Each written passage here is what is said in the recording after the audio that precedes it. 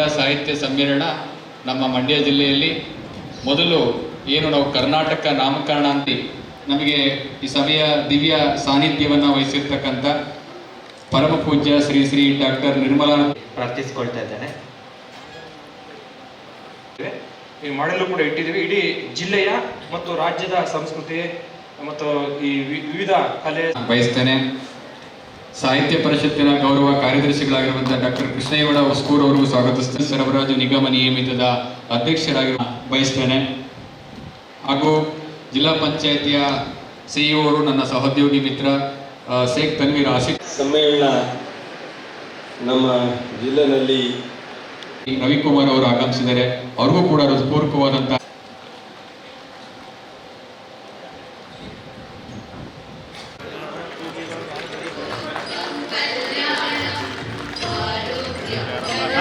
ಕನ್ನಡ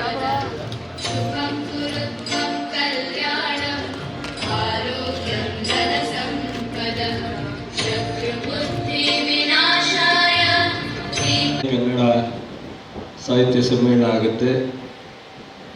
ಎರಡನೇ ಬಾರಿ 1994 ಆಗುತ್ತೆ. ಮೂರನೇ